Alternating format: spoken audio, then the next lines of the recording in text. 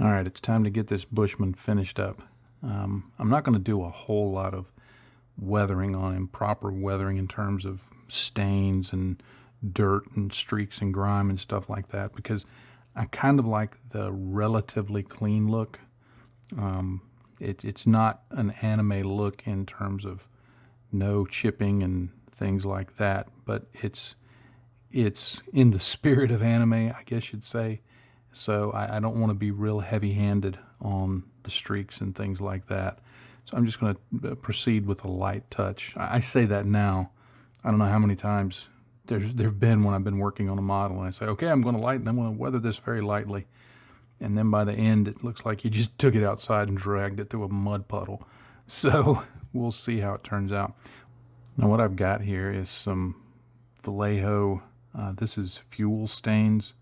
It's part of their Weathering Effects line, and it is an acrylic product, so it dries fairly quick. It's not something you can easily blend, wipe away, things like that. So as I've talked about before, this is an additive process.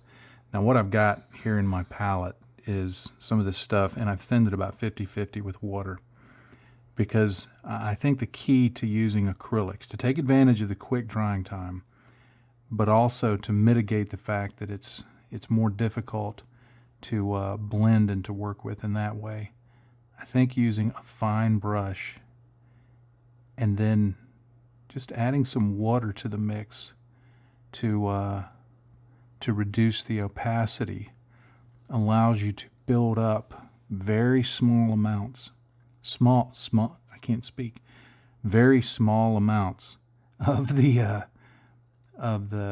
product, and as you go along, you can let it dry and then put some more back over it.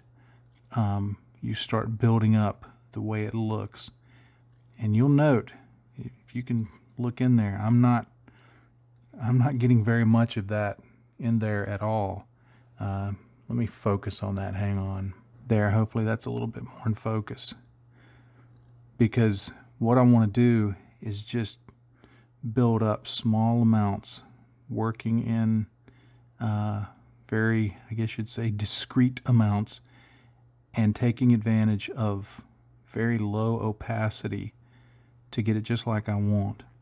I'm actually demonstrating something that I'm going to talk about in an upcoming YouTube video, kind of a deep thoughts thing that I'm doing on advanced weathering, and one of the points that I try to emphasize there is taking advantage of opacity and working in small amounts when you're doing weathering, especially if you're wanting it to be minimal weathering. Working in small amounts and then adding it on as you go and dialing it in just like you want. See, I can leave that and let that dry here for a few minutes and work on something else, and then I can come back and look and decide, is that what I want? Because if I were to go in and do a really big blob, especially with this acrylic, it would be something that if I didn't get rid of it quickly, would be very difficult to recover from. So that's kind of the method behind the madness when I'm working on something like this with acrylics. Now the other thing I think about, and I think this is real important when doing weathering, and it sounds obvious, but quite often, frankly, when I look at the work that I see people doing, and I know a lot of it just comes from inexperience, so I mean, it's just part of the process, learning it, but positioning where you put the weathering and the types of weathering, I think is really important if you want to have a realistic or a plausible look. So for instance, I'm making the assumption that this area here where the leg joins to the waist is going to have a lot of there's going to be a lot of mechanical parts there. There has to be. For something this big and this heavy, even if it's anime, there's going to be a lot of mechanical stuff going on there. There's going to be a lot of fluid dynamics taking place, pistons and other things that are going to be under pressure, that are having to move this leg having to do things like that. And whenever you have something like that, I don't care how good your technology is, physics don't change. There's going to be leaks. So when doing weathering, I think it's real important to look around the model, and for each element that you're doing, to say, okay, does it make sense for this stuff to be here? Because here on the inside of the thigh, I think there's more of a case for there to be a lot more fluid staining than necessarily on the outside, because the mechanism that makes it all work is right here. So that's something that I think about whenever I'm trying to weather a model and get these fluid stains on. And it goes for dirt and chipping and rust and everything else. Where would this occur? Where's a most likely point that this can occur, and then proceed from there. Now you'll note that I'm wiping off a little bit of the acrylic product. While it's still wet, you can work with it. So I'm just dabbing some off because I got a little more there than I wanted. So I'm going to give that a chance to dry and keep working. But I'm going to go ahead and do the all of the fluid stains around the model with this color. As I'm working on this, I thought of something else I meant to say, so I'm cutting in for another ramble. Right now I'm using this fuel stains, which is essentially brown. That's, I don't worry about, because this is called fuel stains, that I have to use it for fuel. All I think about is it's brown with a touch of red to it. I've also got this Petrol spills that I'm going to use, and I've got other products that I'll use at times. I think it's important when doing stains and streaks and stuff like that, that there be different colors present to sell it. I mean, if you pop open the hood of a car and look underneath the hood, I guess, which is what you would do if you popped open the hood anyway. It's early in the morning. If you popped open the hood of the car and took a look at the inside, there would be more than one color of stain. Now, they're probably going to be very similar in color because eventually they all kind of get mixed together, but there's going to be more than one color of stain. So I think it's really important when weathering to acknowledge that, because it gives more depth of finish. It gives the brain what it expects to see. The brain expects to see different things on a mechanical object. I mean, that's what we see in real life. So that's what the brain expects to see. And when you add those different colors in, it gives a greater depth of realism than it would if you were just using a single color. So whether you're using acrylics, oils, enamels, weathering powders of, whether it's the pigments or the Tamiya type, regardless of what it is, having at least, I think minimum 2 colors, but I prefer to put of all of them. Now, it doesn't have to be, 5 different fluid stains and 5 different dirts, but I think in total having 4 or 5 colors between your dirt, your rust, your chipping, your stains, and for each type of weathering you're doing, having at least 2 colors. So having at least 2 colors of fluid, 2 colors of chipping, things like that. It just adds to the realism and depth of the model. Now, obviously, that's my opinion of it. You may prefer to do different, and that's fine. Everybody does it in their own way. But I think when you're really wanting something to look as if it is a real object, then having that multiple level of colors and textures and things like that is really going to help sell the notion that you're trying to get across.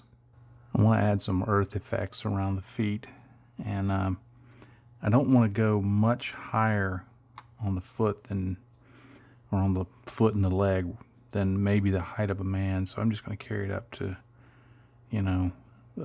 certainly along the foot where that's going to get into the dirt and the dust, and maybe a little bit in the seams along there, but I don't want to, I don't want dirt up here because, way up on it, because I just don't think that's plausible. And again, I know I'm talking about something from an anime, but want to keep it reasonable. Now I've got 3 things that I'm working with here. Got these Vallejo pigments, the light yellow ochre, and then I have this Vallejo Model Wash European Dust, and I have another Vallejo Model Wash dark khaki green. And as I've talked about plenty of times before, I often opt for the acrylic products simply because they're fast. They dry quick. I can move on to other things, and it doesn't, I don't have to wait for the oils to dry or something like that. And I'm not trying to, this to be an example of super fancy weathering. I just want it to kind of look cool. So I'm going to start off with these pigments, and you'll see I'm just brushing them on. I'm not doing anything special with it. And a lot of this, once I apply the washes to it, a lot of this will disappear. It will lock some in place. It will change the color a little bit. That's okay. I think weathering is a serendipitous process, and to use a $64 word of the day kind of thing. But certainly you want to be in control of it, and you want to have a plan for it. But at the same time, I think there's a benefit in just sometimes letting things happen the way they're going to happen. You can see I just put that on there, and that starts off giving it a dusted look.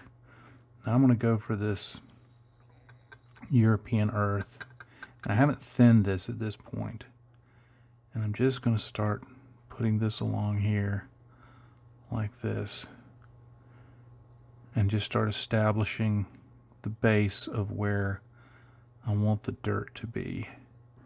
Now you have to kind of let that dry and see what it leaves for you. And when I get it on there like that, sometimes I like getting some water and just dabbing it around, letting it start flowing, and just kind of doing what it wants to do. It's going to make it look muddy, make it look dirty.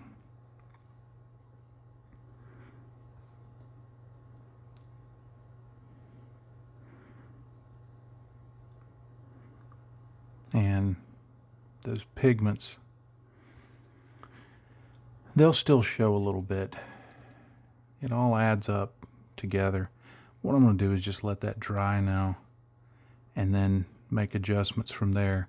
Now I've got this other color, this dark khaki green, and what my plan is with that is to use this for more of a streaking color with a finer brush. Let me unload this. I only want a little bit on the brush, and I'm just going to streak that into it. It provides just a little bit of difference. And you can, I'm going to do this both when the other stuff is dry and when the stuff is wet, so that it gives me 2 different effects. But I just flick it on there like that to give kind of a streaked look. And you can take this up a little higher, to represent rain marks and things like that. If you've ever seen Martin Kovac's stuff on night shift scale models, you'll know he's a master of the rain marks. Well, come to think of it, he's a master of everything he does. It's almost sickening how good the guy is. But I'll just continue adding these on and letting them dry. And they're really, when they go on, they seem darker than they dry. They dry with a much lower opacity than when you first apply them. So you get the chance to evaluate the opacity and then decide if you want to add more or less or anything like that. But I just kind of go back and forth between these and just kind of keep building it up. I'll even maybe put some of this over here and then put in some of the wash and get kind of a thick slurry, and you can put that in, and it'll lock those pigments in place but give you some of the effect of the pigments, and it has its own benefit to it. So that's the process I'm going to go through on getting the feet dirty. And right now with what I'm thinking, once I get this done, I think I'm going to call this guy done. I'm not really, like I've said, I'm not really trying to be too fancy in my weathering or my finish for this. Just a fun little model to build. Thing I like to do is I mixed a little bit of the pigments with a little bit of this wash right here. You can put that on like this. I like doing this towards, you know, the front of the foot. You can see I've already done it over here, but let me refocus. Hang on. I swear I need a cameraman. Anyway, I put it on towards the front of the foot. Let me do it towards the back, because I figure that's where, you know, a lot of the dust is going to get kicked up. But if I combine the wash with that pigment, and then let me move this out of the way a bit, and then hit it with my hair dryer. You saw how as that dried, it brought the pigment out. And then I can just take another brush and begin working that in. Now the pigment is fairly well fixed, so you have to play with it a little bit. And every now and then, I'll just get a little more of my wash, just a little bit, just to spread that back out. Make the appearance a little less rough. Hit it with the hair dryer again. And I just keep working that until I get something that I like. And if you don't like it, you can just take some water or some other wash or something like that and just dilute it down even further. But I think it gives it a really muddy appearance. And this is probably a little more than I intended to go for at the beginning, but I'm having fun doing it, so that's got a benefit all of its own. But anyway, you can combine the pigments and the washes and just keep going back and forth till you get what you're looking for. To put it in Bob Ross terms, you're going for happy little dirt piles. Well, I think I'm going to call this little guy done.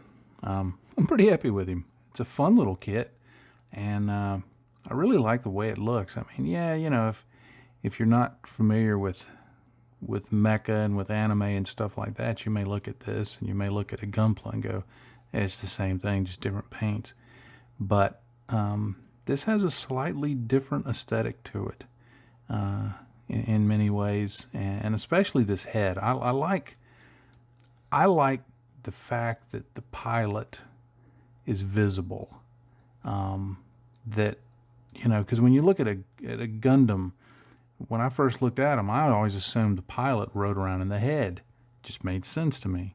When they were in the chest, okay, I figured it out, I accepted it. But I always thought, you know, it makes more sense to me that they ride around up here and they look out like that.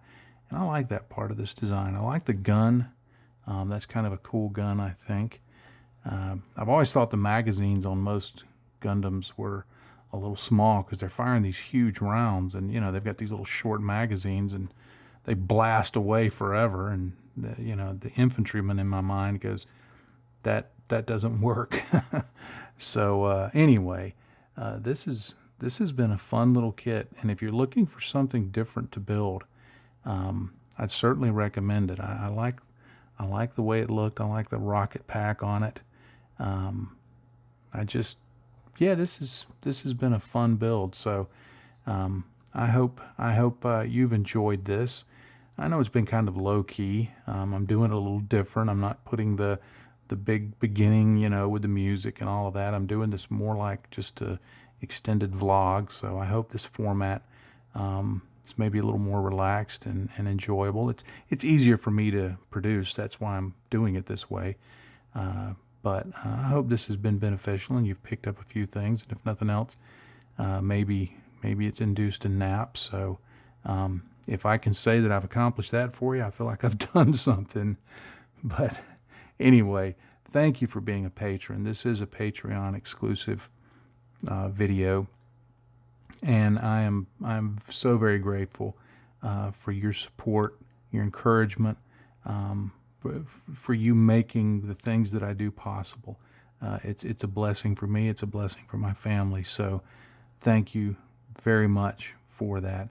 And as I always like to do, I guess I'll just wrap this up by saying, in this hobby, if you're not having fun, you're doing it wrong. Happy day to you, friends. Bye-bye.